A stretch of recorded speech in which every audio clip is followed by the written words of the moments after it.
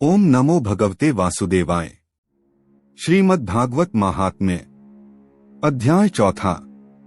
सूत जी कहते हैं, मुनिवर, उस समय अपने भक्तों के चित्त में अलौकिक भक्ति का प्रादुर्भाव हुआ। देख भक्त वत्सल श्री भगवान अपना धाम छोड़कर वहां पधारे। उनके गले में वनमाला शोभा पा रही थी। श्रीअंग सजल जलधर के समान श्याम वर्ण था। उस पर मनोहर पीतांबर सुशोभित था। कटि प्रदेश करधनी की लड़ियों से सुसज्जित था। सिर पर मुकुट की लटक और कानों में कुंडलों की झलक देखते ही बनती थी। वे त्रिभंगलित भाव से खड़े हुए चित्त को चुराए लेते थे। वक्षस्थल पर कौस्तुभमणि दमक रही थी। सारा श्रीअंग हरिचंदन से चर्चित था। उस रूप की शोभा क्या कहें। उसने तो मानो करोड़ों कामदेवों की रूप माधुरी छीन ली थी। वे परमानंद चिन्मूर्ति मधुरातिमधुर मुरलीधर ऐसी अनुपम छवि से अपने भक्तों के निर्मल चित्तों में आविर्भूत हुए। भगवान के नित्य लोक निवासी लीलाप्रिकर उद्धवादी वहां गुप्त रूप से उस कथा को सुनने के लिए आए हुए थे। प्रभु के प्रकट होते ही चारों ओर जय हो की ध्वनि होने लगी। उस समय भक्तिरस का अद्भुत प्रवाह चला। बार बार अबीर गुलाल और पुष्पों की वर्षा तथा शंखध्वनि होने लगी। उस सभा में जो लोग बैठे थे उन्हें अपने देह, गेह और आत्मा की भी कोई सुधि न रही। उनकी ऐसी तन्मयता देखकर नारद जी कहने लगे, मुनीश्वरगण, आज सप्ताह श्रवण की मैंने यह बड़ी ही अलौकिक महिमा देखी। यहाँ तो जो बड़े मूर्ख, दुष्ट और पशु पक्षी भी हैं, वे सभी अत्यंत निष्पाप हो गए हैं। अतः इसमें संदेह नहीं कि कलिकाल में चित्त की शुद्धि के लिए इस भागवत कथा के समान मर्त्यलोक में पाप पुंज का नाश करने वाला कोई दूसरा पवित्र साधन नहीं है। मुनिवर, आप लोग बड़े कृपालु हैं। आपने संसार के कल्याण का विचार करके यह बिल्कुल निराला ही मार्ग निकाला है। आप कृपया यह तो बताइए कि इस कथारूप सप्ताह यज्ञ के द्वारा संसार में कौन कौन लोग पवित्र हो जाते हैं। सनकादि ने कहा, जो लोग सदा तरह तरह के पाप किया करते हैं, निरंतर दुराचार में ही तत्पर रहते हैं और उल्टे मार्गों से चलते हैं, तथा जो क्रोधाग्नि से जलते रहने वाले कुटिल और कामपरायण हैं, वे सभी इस कलयुग में सप्ताह यज्ञ से पवित्र हो जाते हैं। जो सत्य से च्युत, माता पिता की निंदा करने वाले, तृष्णा के मारे व्याकुल, आश्रम धर्म से रहित, दंभी, दूसरों की उन्नति देखकर कुढ़ने वाले और दूसरों को दुख देने वाले हैं, वे भी कलयुग में सप्ताह यज्ञ से पवित्र हो जाते हैं। जो मदिरापान, ब्रह्महत्या, सुवर्ण की चोरी, गुरुस्त्रीगमन और विष वासघातीय 5 महापाप करने वाले, छलछद्मपरायण, क्रूर, पिशाचों के समान निर्दयी, ब्राह्मणों के धन से पुष्ट होने वाले और व्यभिचारी हैं, वे भी कलयुग में सप्ताह यज्ञ से पवित्र हो जाते हैं। जो दुष्ट आग्रह पूर्वक सर्वदा मन, वाणी या शरीर से पाप करते रहते हैं, दूसरे के धन से ही पुष्ट होते हैं तथा मलिन मन और दुष्ट हृदय वाले हैं, वे भी कलयुग में सप्ताह यज्ञ से पवित्र हो जाते हैं। नारद जी, अब हम तुम्हें इस विषय में एक प्राचीन इतिहास सुनाते हैं। उसके सुनने से ही सब पाप नष्ट हो जाते हैं। पूर्व काल में तुंगभद्रा नदी के तट पर एक अनुपम नगर बसा हुआ था।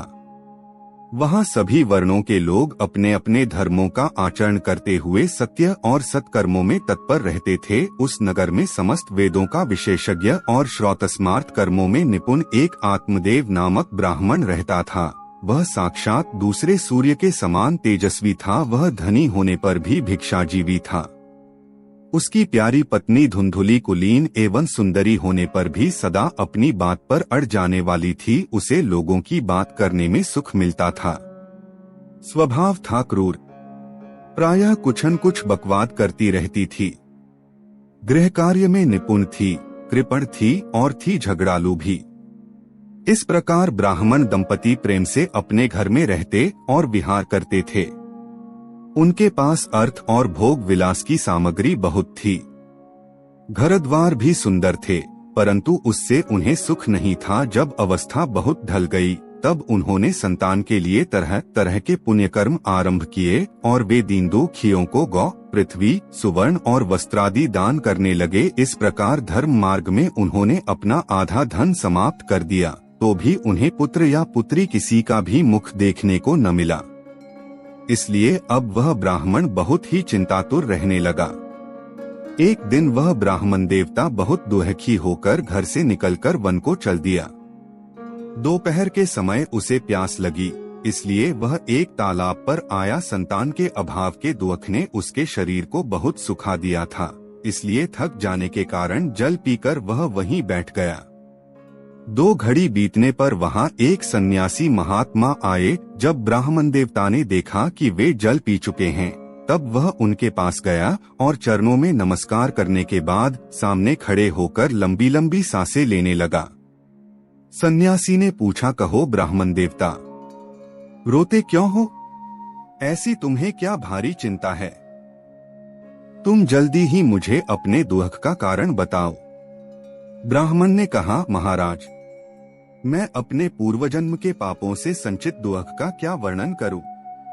अब मेरे पितर मेरे द्वारा दी हुई जलांजलि के जल को अपनी चिंताजनित सांस से कुछ गर्म करके पीते हैं। देवता और ब्राह्मण मेरा दिया हुआ प्रसन्न मन से स्वीकार नहीं करते। संतान के लिए मैं इतना दुखी हो गया हूँ कि मुझे सब सूना ही सूना दिखाई देता है। मैं प्राण त्यागने के लिए यहाँ आया हूँ। संतानहीन जीवन को धिक्कार है, संतानहीन गृह को धिक्कार है, संतानहीन धन को धिक्कार है और संतानहीन कुल को धिक्कार है।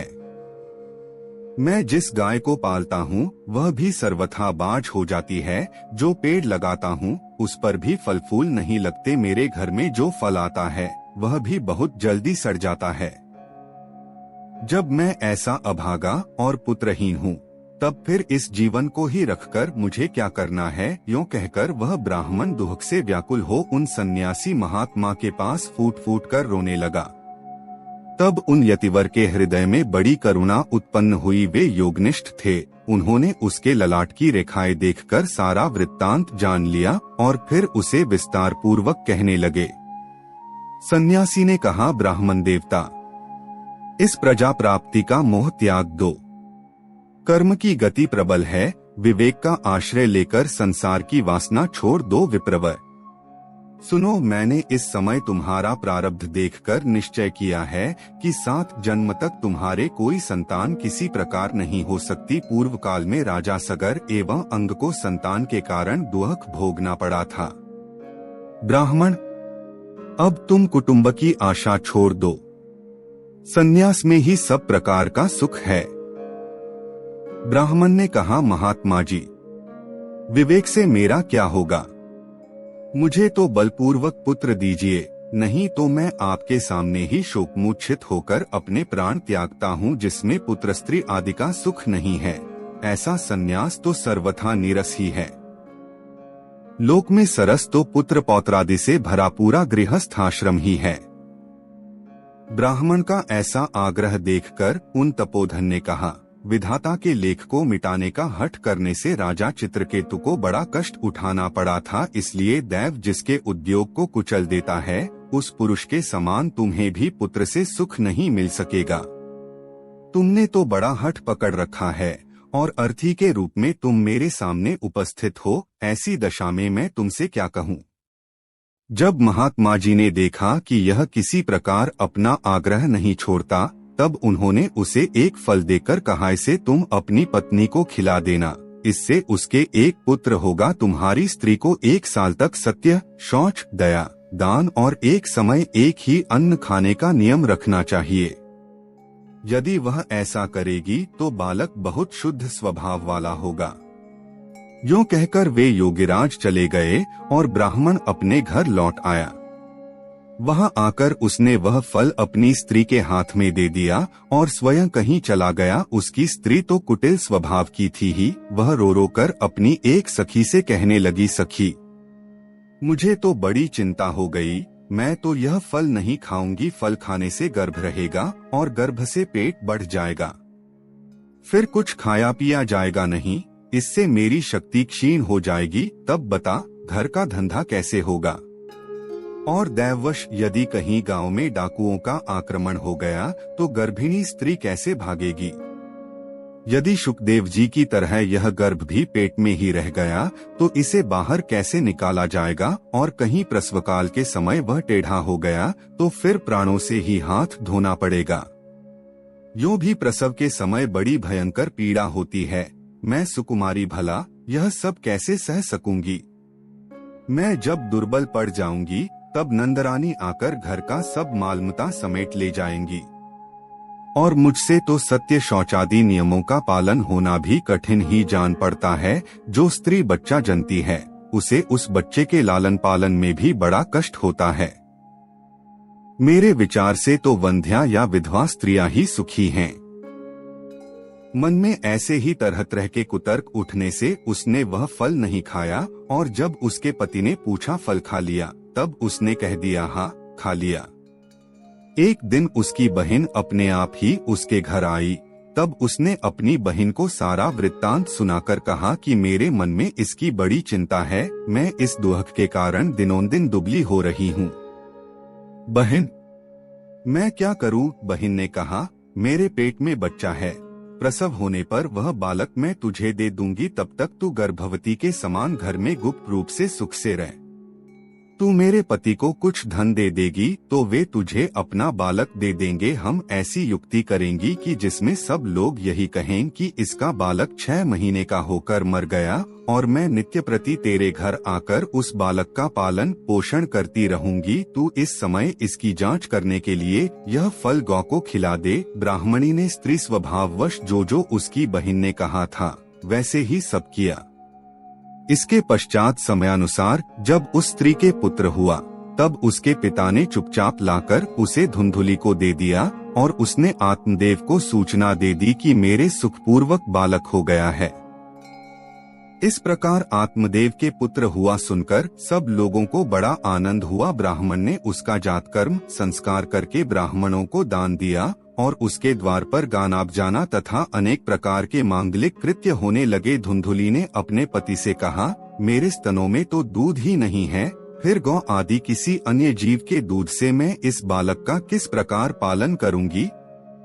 मेरी बहन के अभी बालक हुआ था, वह मर गया है, उसे बुलाकर अपने यहाँ रख लें तो वह आपके इस बच्चे का पालन पोषण कर लेगी। तब पुत्र की रक्षा के लिए आत्मदेव ने वैसा ही किया, तथा माता धुंधुली ने उस बालक का नाम धुंधुकारी रखा।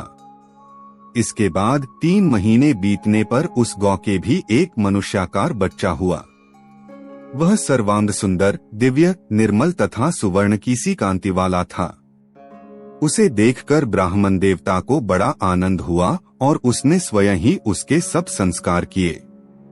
इस समाचार से और सब लोगों को भी बड़ा आश्चर्य हुआ, और वे बालक को देखने के लिए आए तथा आपस में कहने लगे, देखो भाई, अब आत्मदेव का कैसा भाग्य उदय हुआ है। कैसे आश्चर्य की बात है कि गौ के भी ऐसा दिव्य रूप बालक उत्पन्न हुआ है। दैवयोग से इस गुप्त रहस्य का किसी को भी पता न लगा। आत्मदेव ने उस बालक के गौके से कान देखकर उसका नाम गोकर्ण रखा। कुछ काल बीतने पर वे दोनों बालक जवान हो गए। उनमें गोकर्ण तो बड़ा पंडित और ज्ञानी हुआ, किंतु धुंधुकारी बड़ा ही दुष्ट निकला। स्नान शौचादि ब्राह्मणोचित आचारों का उसमें नाम भी न था, और न खानपान का ही कोई परहेज था। क्रोध उसमें बहुत बढ़ा चढ़ा था। वह बुरी बुरी वस्तुओं का संग्रह किया करता था। मुर्दे के हाथ से छुआया हुआ अन्न भी खा लेता था। दूसरों की चोरी करना और सब लोगों से द्वेष बढ़ाना उसका स्वभाव बन गया था। छिपे छिपे वह दूसरों के घरों में आग लगा देता था। दूसरों के बालकों को खिलाने के लिए गोद में लेता और उन्हें चट कुएं में डाल देता। हिंसा का उसे व्यसन सा हो गया था। हर समय वह अस्त्र शस्त्र धारण किए रहता और बेचारे अंधे और दीन दुखियों को व्यर्थ तंग करता। चांडालों से उसका विशेष प्रेम था। बस हाथ में फंदा लिए कुत्तों की टोली के साथ शिकार की टोह में घूमता रहता। वेश्याओं के जाल में फंसकर उसने अपने पिता की सारी संपत्ति नष्ट कर दी।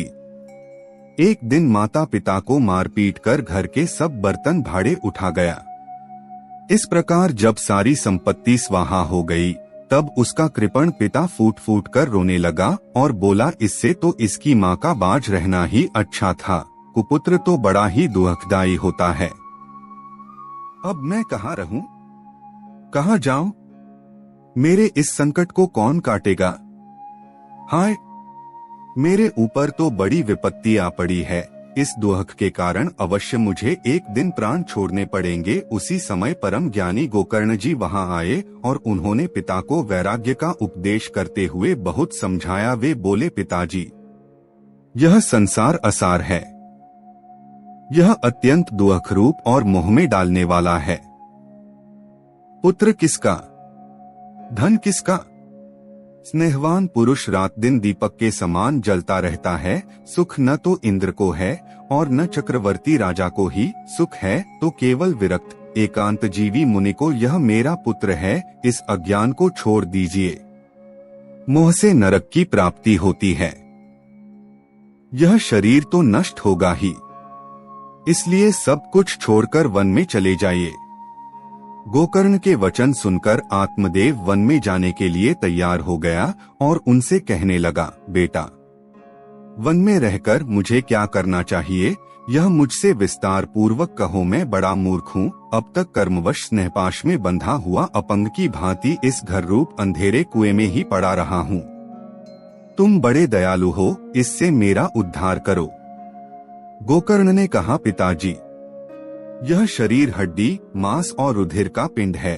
इसे आप मैं मानना छोड़ दें और स्त्री पुत्रादि को अपना कभी न माने। इस संसार को रात दिन क्षणभंगुर देखें, इसकी किसी भी वस्तु को स्थायी समझकर उसमें राग न करें। बस एकमात्र वैराग्य रस के रसिक होकर भगवान की भक्ति में लगे रहें। भगवत भजन ही सबसे बड़ा धर्म है, निरंतर उसी का आश्रय लिए रहें। अन्य सब प्रकार के लौकिक धर्मों से मुख मोड़ लें। सदा साधु जनों की सेवा करें। भोगों की लालसा को पास न फटकने दें तथा जल्दी से जल्दी दूसरों के गुणदोषों का विचार करना छोड़कर एकमात्र भगवत सेवा और भगवान की कथाओं के रस का ही पान करें। इस प्रकार पुत्र की वाणी से प्रभावित होकर आत्मदेव ने घर छोड़ दिया और वन की यात्रा की। यद्यपि उसकी आयु उस समय 60 वर्ष की हो चुकी थी, फिर भी बुद्धि में पूरी दृढ़ता थी। वह रात दिन भगवान की सेवा पूजा करने से और नियम पूर्वक भागवत दशम स्कंध का पाठ करने से उसने भगवान श्री कृष्णचंद्र को प्राप्त कर लिया। अध्याय 4 समाप्त।